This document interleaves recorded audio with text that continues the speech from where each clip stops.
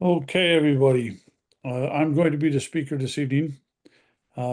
Basically, this is a program that I did in Wisconsin a couple of weeks ago.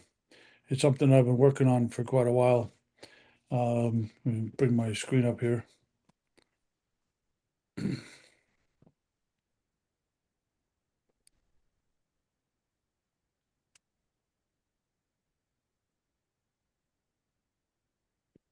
Everybody can see the screen? Yep. Yep. Okay. So this is the idea that D.D. Palmer had been working on. He based everything on it. Just checking the participants list. Okay. When he came up with the whole idea of what he talked about a tone, and there's a new word that describes the same concept, but it has science behind it. So here we go. So why am I doing this talk tonight? They are trying to take the philosophy out of the schools and they're declaring it unscientific. And that's where it's getting ridiculous. I saw this on a Facebook page a couple of weeks ago, posted by Tim Young. It was one of the schools in the middle of the country. Don't think it was Palmer, but maybe Northwestern or one of the other ones. The individual chiropractic clinician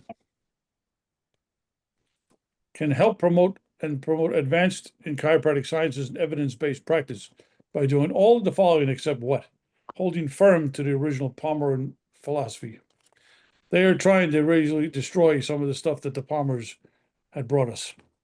And it's ridiculous because this is what makes us distinct.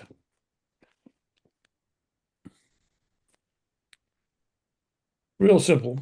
D.D. Palmer's principles were simple and straightforward. His definition of disease is different than the word we use today, hence the hyphen. Lack of ease or lack of normal physiology. What did D.D. say? No normal physiology, and then you'll be able to recognize abnormal physiology and go from there, right? He had 6 principles, the basic principle of the science, and this is something I tip my hat to Simon from Chiropractic Institute. These are just really, I have this in my office now. It's basically 5, 6 statements that really talk about what the basic principles of our science about. So the normal performance of vital functions is health, right? Upon intelligent obstruction of nerve supply of mental impulses. Any pressure upon nerves will produce abnormal activity. Right, so you can read it yourself. If you want this, let me know and I'll send it to you. All right, because I make it into a PDF that I can share. Now, learning is the only thing that the mind never exhausts, never fears, and never regrets. We have to open our mind to the new science, but also our founders, D.D., B.J., Stevenson, Craven, they were so far in front of everything that even people are talking about today. If you read Stevenson, it's really simple. Read Stevenson, it's quantum mechanics. That's the first thing. So D.D. Palmer said he wrote extensively on the concept of tone. All right. According to Palmer, life is the expression of tone, and in that sentence is the basic principle of chiropractic. Tone is the normal degree of nerve tension.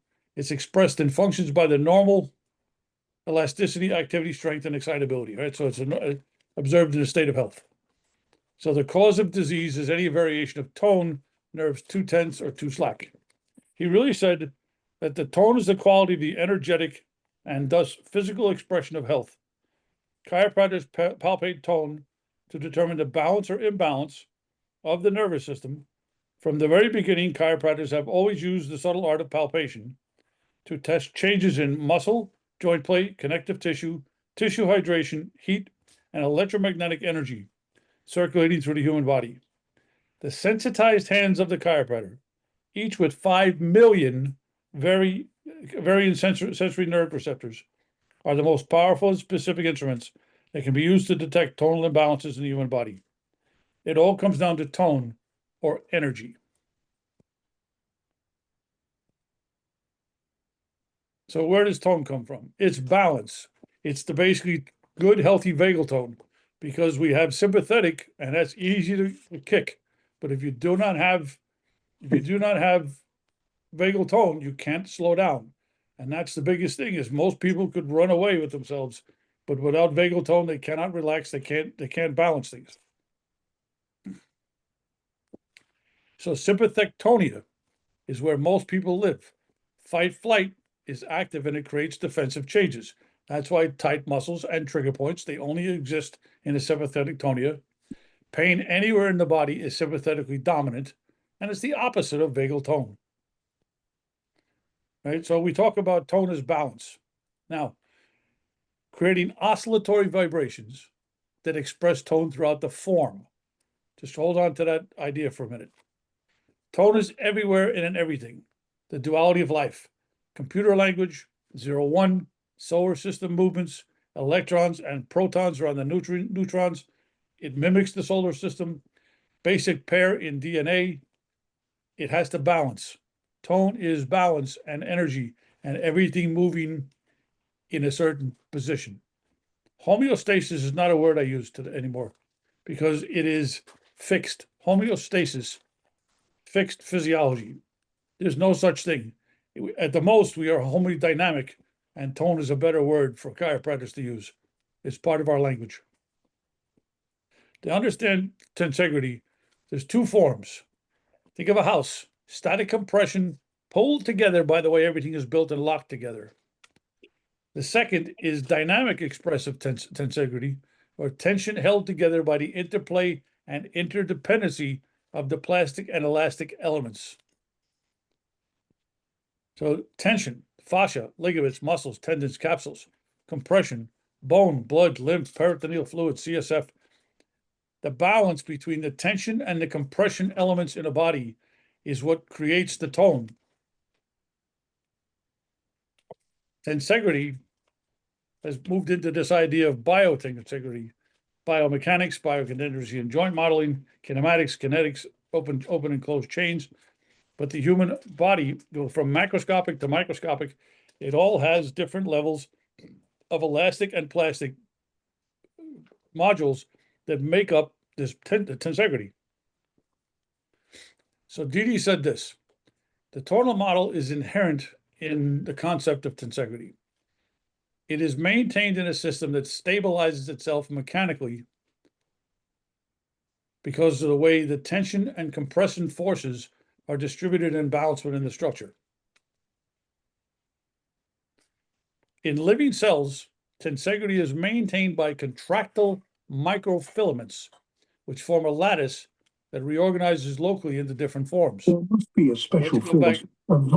Please mute yourself, please. There's somebody talking. In a house, it's that everything's pulled together, and in an animal, human, dynamic expression held together by the interplay. So just keep that in mind, right? So when we get into this, the biological implications of tensegrity are described by a medical physician, Ingber. He said tensegrity may even explain how all these phenomena are perfectly coordinated in a living creature. At Johns Hopkins School of Medicine, Coffey and Pienta found that tensegrity structures function as coupled harmonics. DNA, nuclei, cytoskeletal filaments, memory ion channels, and entire living cells and tissues exhibit characteristic resonant frequencies of vibration, harmonic oscillators. So that goes back to what Didi talked about, chiropractic's 3 T's, trauma, toxins, and thoughts, the tension and compression forces. So we talk about this idea of coupled harmonics, each equaling tone. In biology, coupled harmonics oscillators refer to a system where multiple biological components, like individual cells or molecular pathways, oscillate and influence each other's oscillations through interactions, allowing for coordinated rhythmic behavior across the system. So circadian rhythms, heartbeats, neural activity in the brain. The rhythmic behavior of one component affects the rhythm of another, creating a synchronized pattern. So we look at some examples in biology. That circadian rhythm, the internal bioclock, where different cycles in the suprachiasmatic nucleus of the brain act as coupled harmonics, regulating daily cycles of sleep and awake, hormone release, and metabolism. Cardiac rhythm. Individual heart muscles interact as coupled oscillators to produce coordinated contractions and a regular heartbeat. Neural activity. Networks of neurons in the brain function as coupled oscillators, contributing to brainwave patterns and coordinated neural activity. Cell signaling pathways. Biochemical pathways within the cells exhibit oscillatory behavior, and when multiple pathways interact, they act as coupled oscillators. So very simply, transmission of tension through a tensegrity array means to distribute forces to all interconnected elements and at the same time couple or tune the whole mixed system mechanically as one. Well, what the hell do chiropractors do? We tune the system. We can find out with our hands where there is tension, altered tone, tensegrity disturbance in the human body. And the more you practice the art of palpation, muscle palpation, visceral palpation, the more you can dial into what is causing tension in the body systems. It is not limited to the cellular level, but operates on all anatomical levels. So let's talk about it this way. Tone is too much or not enough. That's what Didi said. The longer it lasts, the greater the degree of destructive survival values. For people who don't remember, the survival value is a chiropractic term delineating the support of life in biological form or promotion of dis-ease in biological form. What separates dis-ease and ill health is momentum. All right, there's a momentum that occurs, and the oscillatory vibrations, when they become disturbed, become larger and larger and larger, and they build momentum, and that's how disease can develop. So we look at the outdated model, this idea of outside-in paradigm, survival or disease, versus this vitalistic paradigm where we thrive. The survival concept is chiropractic health that describes the body's ability to adapt through life, developed by Palmer. So survival can be destructive or constructive, positive or negative, and is influenced by subluxations and chiropractic. It determines the quality of life, which is determined by the overall body function and well-being. So Palmer wrote, tone in biology is normal tension or firmness of nerves, muscles or organs in the renitent elastic force acting against an impulse. Renitent means balanced. Any deviation from normal tone, that of being too tense or too slack, causes a condition of renitence. Too much elastic force, too great resistance, a condition expressed in the function of disease. Craven backed them up. Functional consequences of change in tone have been described. The normal air pressure at sea level is 15 pounds to the square inch. In order that the body not be crushed by the weight, the internal resistance must equal this weight. The internal resistance is maintained in the body by tone of all its parts. It's maintained by the expression of mental impulses in the tissue cells. Stevenson said, cord tension and cord pressure cause impingement upon the spinal cord. Impingement, tension, not pinching, not compression. Impingement, tension. Alf Bragg, later on, 4 decades later, adverse mechanical tension on the spinal cord may result in neurological function and development of pathology. If you remember, Alf Bragg talked about the kinematic instability of subluxation strain. Most of what his research did was help us explain birth trauma and what happens when there's birth trauma received by the baby because of the way the mother delivers or the way the doctor interacts. So we go back to Wall and his idea of the gate theory. Real simple, remember that at 6% strain, the amplitude of the action potential is decreased by 70% in 1 hour. It returns to normal. However, at 12%, conduction is completely blocked by 1 hour and shows minimal recovery. We go to D.D. Palmer again. He said, health is dependent on maintaining proper tone in the nervous system. Life is action governed by intelligence. Intelligent life, the soul, depends upon the execution of functions. Functions performed by normal energy is health. Disease is the result of the performance of functions above or below the normal degree of activity. Know what normal is, and you'll know what not normal is. And then you can move from there. But when you can recognize normal, that means the person's moving towards health. Lee, every malfunction in the periphery must be sensed by the CNS in order that the corrective measures be taken.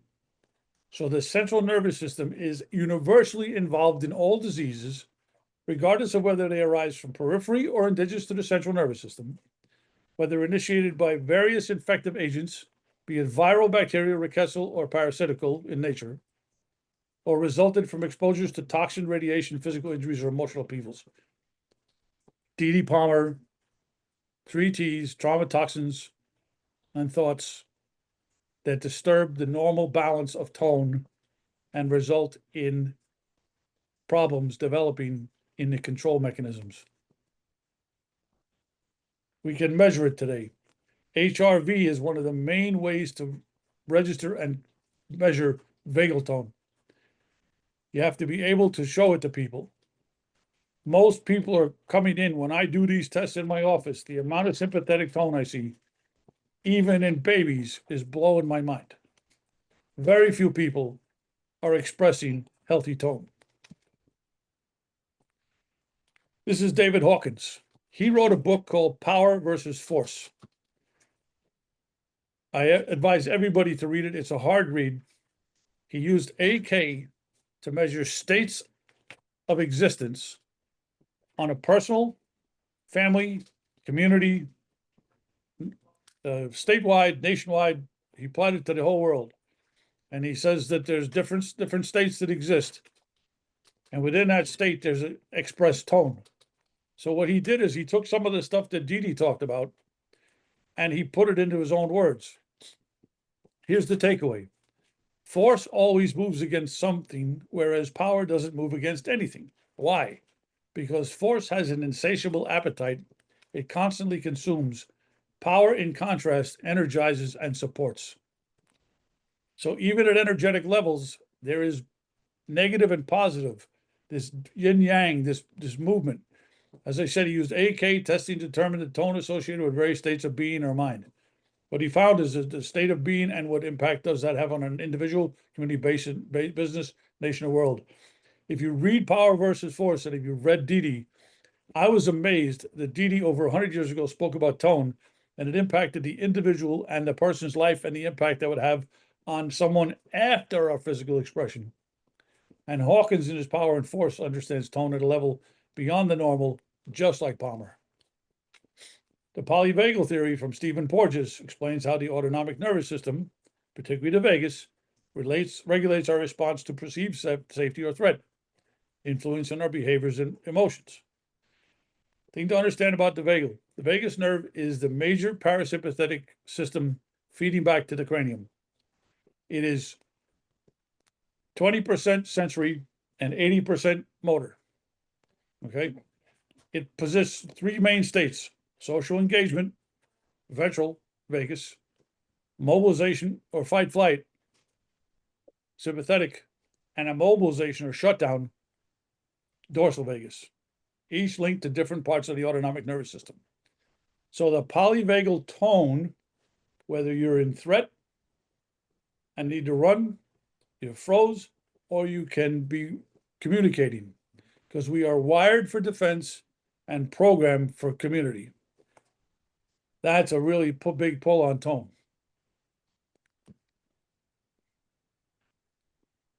So polyvagal, real simple. Autonomic nervous system controls involuntary functions like the heart rate, breathing, and digestion. Tone, vagus nerve, major nerve to the autonomic nervous system, connecting the brainstem. Neuroception, this is where it comes down to. The unconscious processing by which our nervous system evaluates cues of safety about the environment without our conscious awareness. Those three states of regulation: ventral vagal state, social engagement; sympathetic state, mobilization, fight, flight; dorsal vagus, immobilization. Dorsal vagus, a rabbit, they don't move, they freeze. There's a hierarchy organization of the states, with social engagement being the most evolved and a mobilization system being the oldest. But there's co-regulation. the importance of social interaction and connection, regulating the nervous system, promoting a sense of safety. So how it works? The vagus nerve with its ventral and dorsal branches play a crucial role in regulating the states, balancing and maintaining tone. The ventral vagal pathway supports social engagement, promotes the sense of safety. The dorsal vagus is involved in immobilization.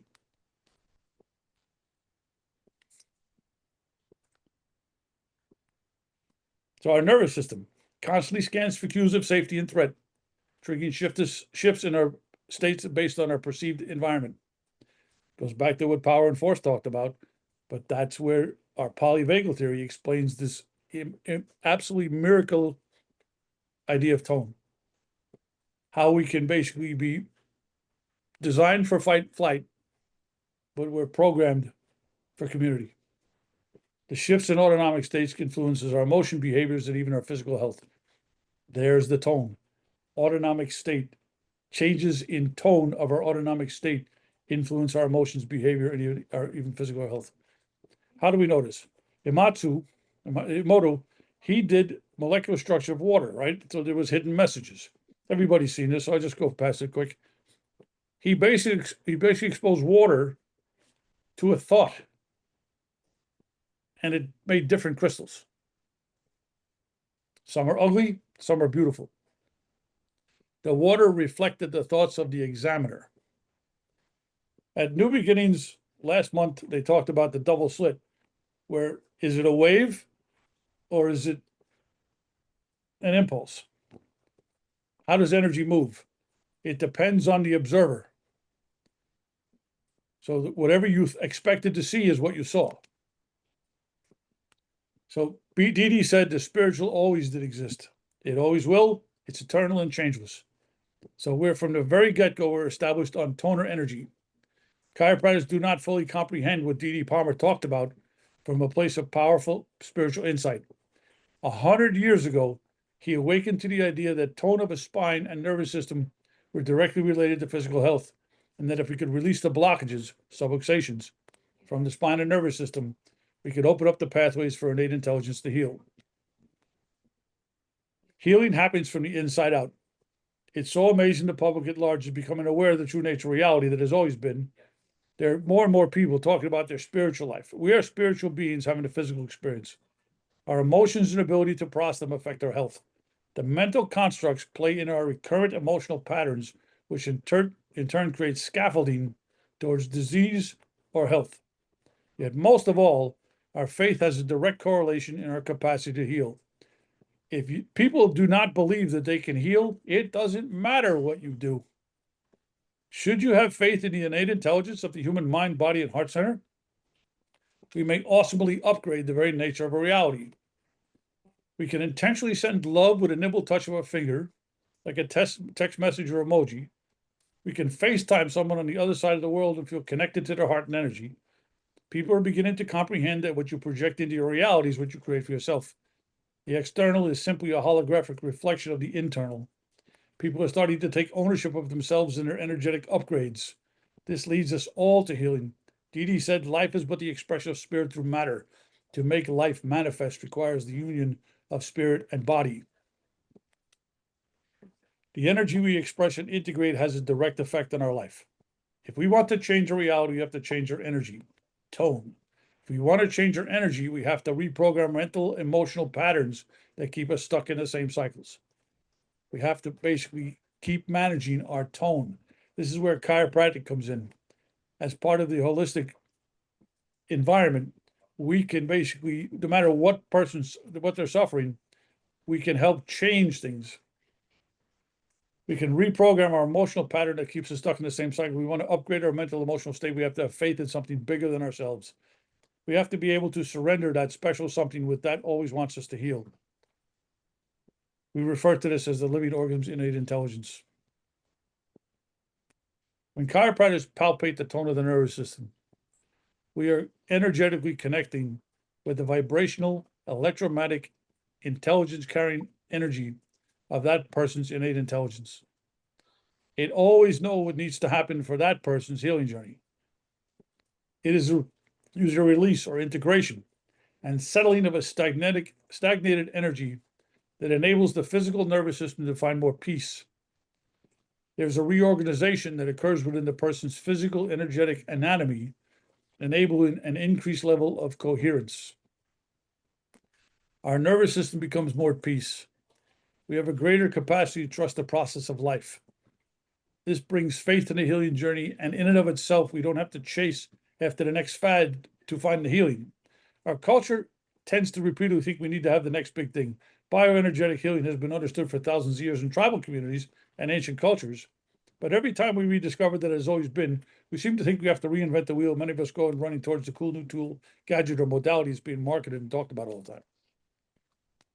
Something wonderful happens when we relax into the simplicity of chiropractic, when we trust the innate capacity of the human body to show another body what it needs, when we decide to have faith in the healing process being led by the omniscient, omnipotent healing energy of innate intelligence.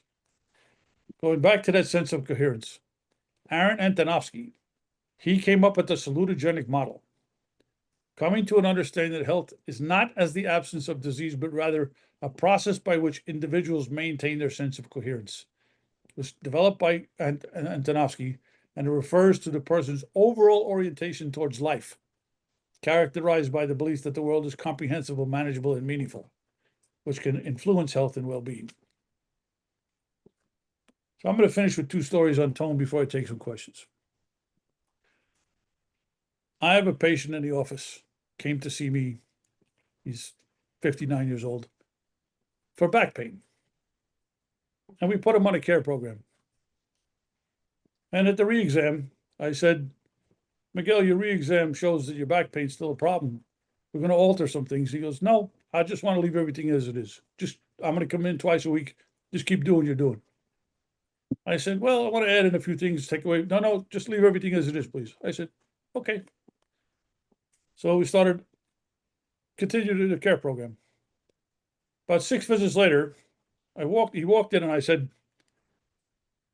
I noticed that things are a bit different today, but your exam findings showed that you weren't improving the way I'd like it to be. Could you tell me what's going on in your life that is producing the difference? And he said to me, Doc, my back pain's still there. But when I get adjusted, he says, I don't scream and yell at my children or my employees. I'm a better person and they like me better.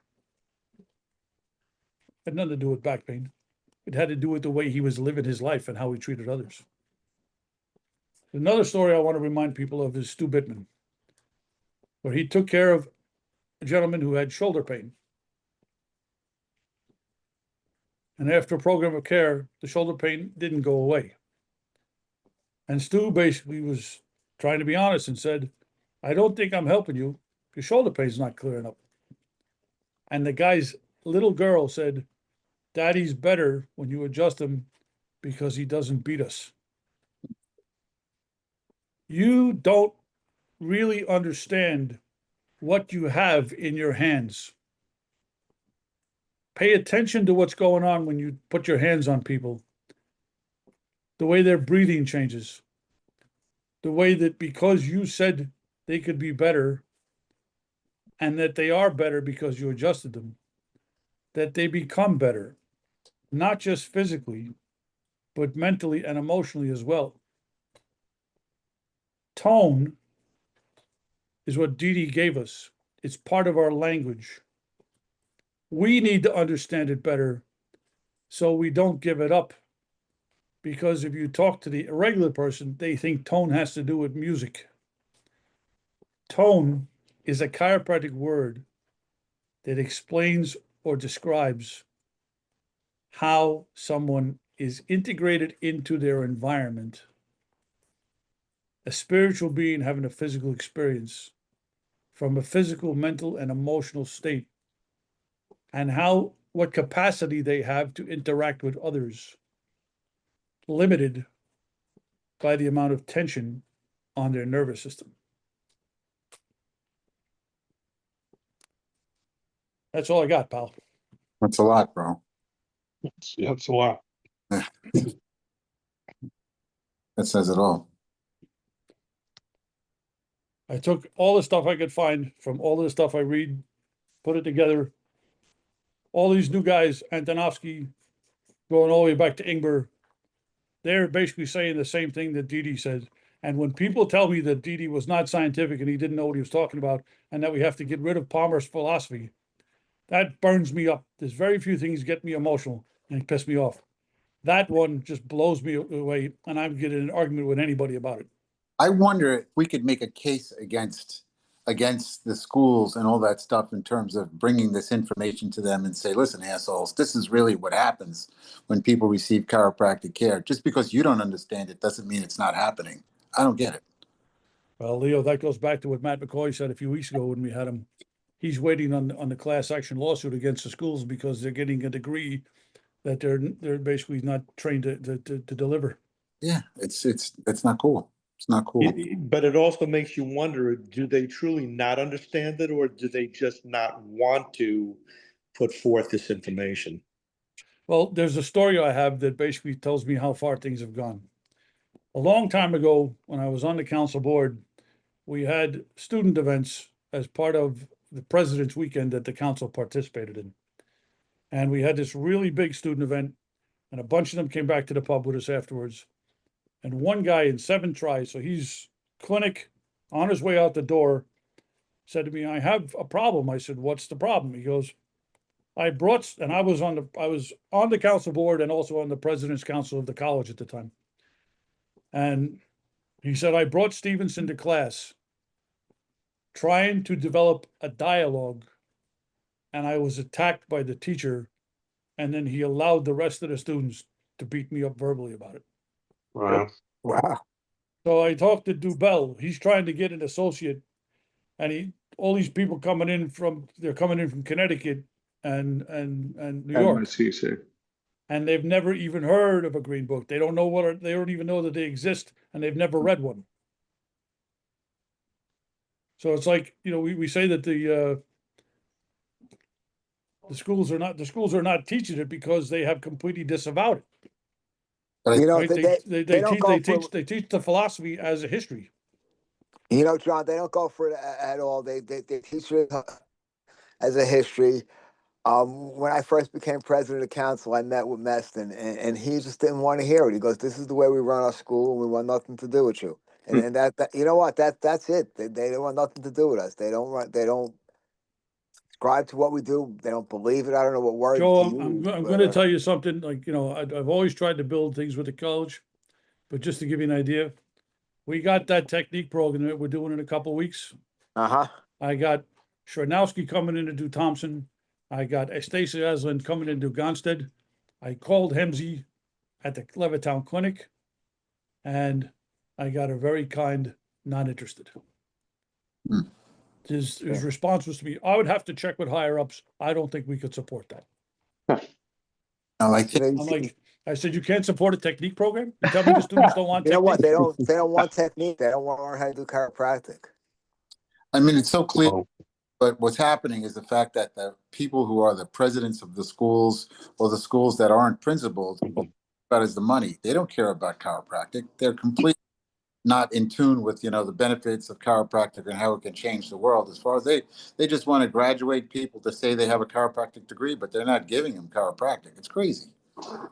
And they can't really practice chiropractic as we know it. So I don't know what the hell they practice, but they don't practice chiropractic. Very sad. They don't teach it, they don't practice it.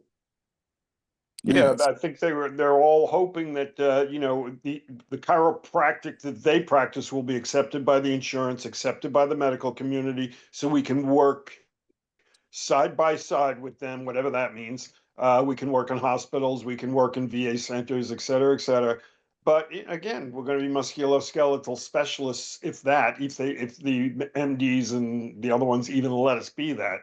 So we're still going to be second-class citizens. Well, But, I think gonna- what's going to change things when they come out of school and they can't deliver the goods, right? Because we're not replacing ourselves. There's more doctors retiring or passing away than students graduating schools. That's the first problem. Right. We're not sending enough students to schools. But here's the dig. I was talking to Rob Scott about this not too long ago. They're coming out of school with these big loans and think they can do all sorts of fancy stuff. How many people are dealing with a 75% of Medicare done by a third-party auditor nowadays, where they want to pay you $27, right? So how you paying back your loans on that? So if you can't deliver to the patient something that they're willing to pay cash for, then it's going to be a hard roll. Because the days of doing ART and spray and stretch and rubbing out trigger points, they're done. People are not paying for that because they can get that done at a physical therapist. It's very sad. And because of RVU levels, the PTs get paid more than we do for doing the same thing. Correct. Carino knows about it. He saw the EOBs. He's too quiet back there. Well, anytime you talk about the attrition of the chiropractic profession, I try not to talk too much. It's it's disheartening when you see some of these kids who come out and they are in significant debt. They can go work for sure, but they're not going to get paid more than $65,000 a year. And so that's a pretty good nut when you're 250 in the hole already. The other end of that is that we drove them into that and then didn't prepare them appropriately.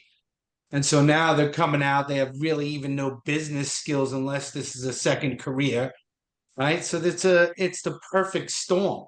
And so the other side who can't survive in practice, who've created all this, now feel that we're going to have to blend in with medicine because that's the only thing that can keep us financially afloat. So we'll finally cater to being a musculoskeletal specialist because they know we're the best when it comes to back and neck pain, and put us with the PT, and they have what they want. And they'll give us the authority to, prescribe on a limited formulary. So, I mean, how easy is it, guys? You see what these pharmaceutical companies are worth. It's insane, right? They can go to any chiropractic school and say, here's $200 million. Research the shit out of anything you want, but this is what you are. You know what I'm saying? No. I mean, so when you look at what Johnny just showed, you wish they could just put that together in their head and understand it, which was done eloquently, John. I mean, just the way it was done and the way you put it in and led through it. You need to understand that because that's life. What he just showed you is life. And so you have this practice. The thing that rocked me about this when I did this out in Wisconsin, Lona's thing was absolutely ridiculous. She had over 100 people there. There was about 15 to 20 students that drove 5 or 6 hours up from Palmer to come to this thing for one day. Okay. Awesome. The amount of students that came up to me, I talked to, there was 15 students. I talked to 8 students that begged me to come out to Palmer and do the program because they don't get it in school. Wow. They The basically Vicky said, Gestapo would be waiting for you. they basically said to me, if you can't get onto campus, we could host you at the Delta Sigma Chi. We can get you, like, you have to come out to Palmer and do this because this is what we need to hear. So the students, some of the students recognize it, that they need to study this stuff because they know it's going to make a difference in what they do when they're in practice. But then you get students at other schools that it's complete anathema and it's not something that they can expose themselves to. Listen, there's 3 or 4 schools putting out our type of chiropractors in the United States today. That's it. And so how many? And there's over 18 of them. But the smaller ones are starting to fall by the wayside. So listen, it's you get up every day, and here's the problem. Look at all of us. Any person on this call right now is over 45. Is over 40. Right? Where are the kids? I sent this out to 70 people by email, and I posted on like 15 different YouTube, Facebook pages. Where are my 30-somethings? Where are my warriors? Where are my war horses? Like Fred would say, right? Where are your war horses? And that's the thing, the attrition rate. We have to have a better understanding and campaign for the profession. Being a chiropractor, go to chiropractic school. We don't do any of that marketing. And that's something you can create a national commercial and just run that.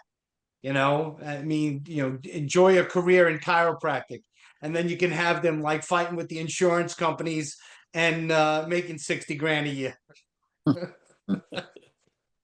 Yeah, that's one of my Only biggest kidding. questions is these students, like, they go to these other schools, and what is it that even attracts them to be a chiropractor if they see the version at another school. I mean, what is it to them? What does it matter? What difference are they going to make? And with the amount of debt they got to go into to complete their education, you know, if you don't go to a school like Sherman Life or Life West and have some higher purpose or meaning for being there, and you know, and there's kids that go to Sherman too that have never been adjusted before. Why the hell they decided to be chiropractors, I have no clue. But that's their story. But you know, what it makes these kids want to spend all this money to be whatever their definition is of a chiropractor in these other institutions. I just dumbfounded by it with all the money they spend. The biggest problem that we're having is the attrition rate. The 5-year attrition rate is over 50%. That means 50% of all people who graduate chiropractic school are not in practice after 5 years. They went and did something else for a Amazing. living. That's The great. biggest problem I see with people choosing schools, the same problem still exists, is that they go to a school that they choose based upon geography. You know, I tell every student I'm talking about to talk to, where you go, your tribe matters more than you can understand. So where you go matters most. I had a guy who came to me who went to Palmer and he practiced for 15 years. And when the HMOs came out and all that stuff, he left practice because they were only giving him like $10 an adjustment. And I says, but didn't you love adjusting people? Weren't you helping people? Couldn't you just charge them, you know, cash? And he says, nah, I did something else. I was like, oh, Jesus. How does that? Well, then just do 200 of them. Crazy. Guys, thanks for coming on tonight. Thank you, Johnny. Johnny, great Thank job. you, John, for your time. Great Thank job. you, John. We'll see you in a Always. couple of weeks. I got Dr. Brian Lieberman coming on from Georgia. It Awesome. should be good. Nice. Everybody have a great night. All right. Good Good night, guys. Thank you. Good night, folks. Good night, ladies.